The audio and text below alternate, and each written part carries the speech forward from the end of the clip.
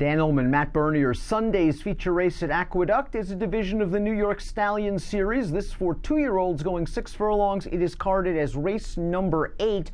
You can bet this race. You can bet the whole Aqueduct card on Sunday with a new DRF Bets account. Sign up at bets.drf.com. Be rewarded with a 300% deposit match. Here's the field for race number 8. It is a big field, and it should be an intriguing betting race, Matt. The number 4, Kosciuszko, is the morning line favorite at 3-1. This horse earned a strong Beyer speed figure, winning a maiden race 2 starts back, but it wasn't off the turf race, and I always kind of look side-eye at those races and kind of need them to prove it to me in their subsequent starts. Maybe this horse just didn't appreciate the mud in his most recent outing.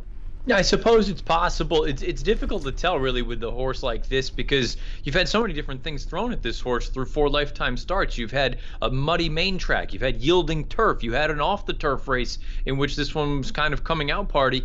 Part of me does wonder if that race was a product of being able to get out there to the front and just draw off and take advantage of everything. It'll be interesting to see what kind of trip you get here and what kind of running style this one employs. I don't love him, but I could certainly see him being a player in here. With a big field of 2-year-olds, however, you gotta think there are going to be other horses that are at least going to push this horse in the early portion of the race, so maybe a prolonged speed duel would work against him at a relatively short price. We throw up the Timeform US pace projector. They do have the 4 Kosciuszko out there among the leaders, along with the 7 Bebe Banker and the 3 Cadence Courage, coming out of a similar race. Let's start with Bebe Banker, who was beaten 11 lengths by Cadence Courage, but easily outran his 38-1 odds that day. He's going to have to run a lot better. I'm not sure he's going to make up 11 lengths on Cadence Courage in 16 days. Yeah, I have a hard time envisioning it. For what it's worth, we don't know what the Beyer is yet, but the 6th place finisher of that race was the next out winner on Friday as we're recording this. So clearly that race has at least been productive thus far. That's been the only horse to exit it, but I agree with you. How are you going to make up nearly a quarter mile? As for Cadence Courage, his last race was leaps and bounds better than anything else he had shown throughout his career, although he really hadn't run poorly in many of his other starts. Maybe he's just figuring it out, being a full brother to Loki's Vengeance, a multiple stakes winning sprinter. He's also a full to another stakes winning router, so this horse has some pedigree. Drawing inside all the other speeds is worrisome, but I have a feeling that this horse might be able to sit just a little bit under Junior Alvarado. I like what he did last time out. He attacked under a very confident ride and really drew away when asked for run. I was going to say that was far and away his best race. Now, if you look at it from a speed figure standpoint, and again, this is something that I would just encourage anyone that, whatever figures you use, just to kind of compare the two of them, because really, Timeform never had him that slow to begin with. Beyer had him significantly slower than anything that he had ever run in that 76. If you look and kind of just compare what the Timeform ratings are, he's just taken those incremental steps forward as opposed to that nearly 22-point jump forward in that most recent run. So I don't think that 76 is that far off of what he is, but it is going to be interesting to see, again, from a running style standpoint, other speed in here, how is he used? The 12 Thorny Tail is 9-2 on the morning line. This horse looked good in an off-the-turf race for the career debut. I like the way he sat and finished. They tried similar tactics as the favorite in the Notebook Stakes last time out. A, I just don't think there was a lot of pace for him to run at. B, I don't think he liked the muddy track. And while this outside post could be somewhat problematic, I think this horse has enough speed to get in position without getting involved in an enervating speed duel. I think Thorny Tail's going to run a lot better this time.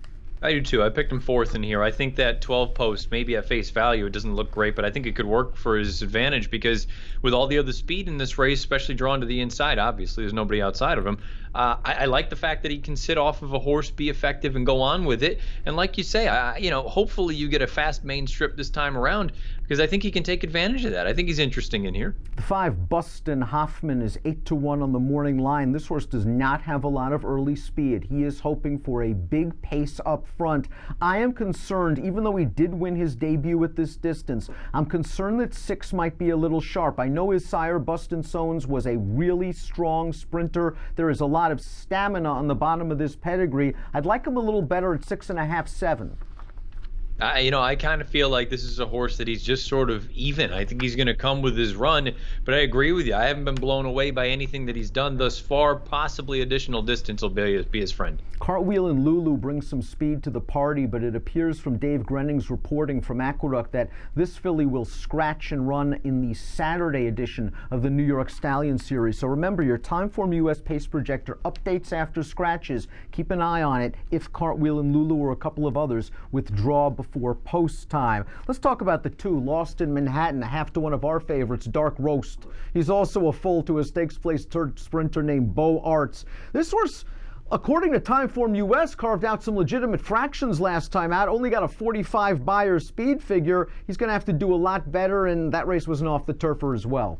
I was going to say that field has not come back strong thus far. His game is speed. I understand perhaps he can get out there and wing and ding it on the front, but I just have a hard time imagining being able to defeat everyone else in this field. Trainer Deborah Breed has two. Down towards the rail, the one Invaluable Will. The Dam won 4 sprint races. This has some class on the bottom of the family. Female family of Unfinished Symph, the graded stakes winner on the turf. I thought this horse just was compromised by a lack of pace last time out over a wet track. The race 2 starts back was promising. Inside post, though, this horse probably going to eat a lot of dirt early.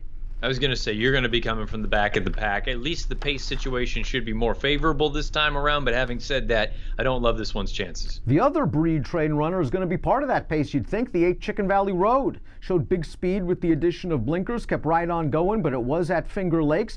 Dan was a sprint winner, half to a stakes place sprint runner. Good to see the lumber guy represented in the stakes race. Yeah, and look, this could be one of those instances where perhaps this horse is there to ensure a pace for that inside runner to come running at, but at the same time, again, just from a class and from a speed figure standpoint, each of them are in kind of tough. I like the Central Bankers. I like that they found a nice home for him in New York. He's got some good state-bred runners. The 10 Dark Money is one of several Central Bankers in this race. He is a first-time starter. Central Banker 3 for 23 with 2-year-old debut runners. The Dam was more of a route kind of horse. This is a tough spot for a firster. It is. It's a confident placing, though, for Chris Englehart, and Englehart's pretty good with these first out-of-the-box runners. You just look at the raw statistics, about 15% for the year, so I don't think it's totally out of the question this one runs well, but it is a kind of a big ask if you want to be a winner this time.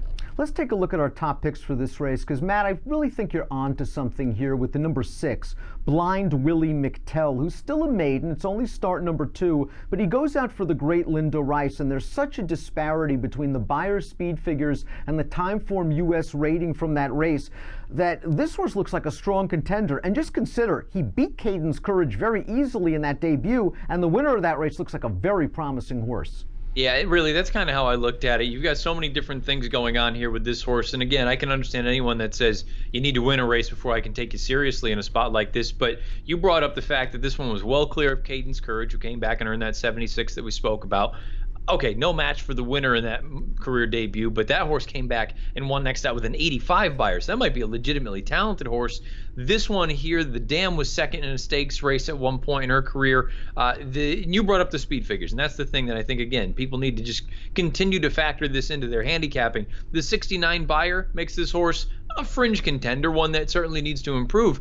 The raw Timeform US rating was a 100. It's the fastest in the entire field. And again, if I'm using that sort of 20-point difference, 20 points off of that 100 rating from Timeform, that puts this horse at an 80 and makes this horse arguably the fastest one in the race. I think everything works out beautifully here. I think the trip ends up being really well for this one. I really don't have much to knock about this horse other than the fact that he hasn't won yet. 4-1 on the morning line. Looks to have a little bit of a tactical gear as well. I have to use this horse in any kind of multiple race wagers. Give me numbers.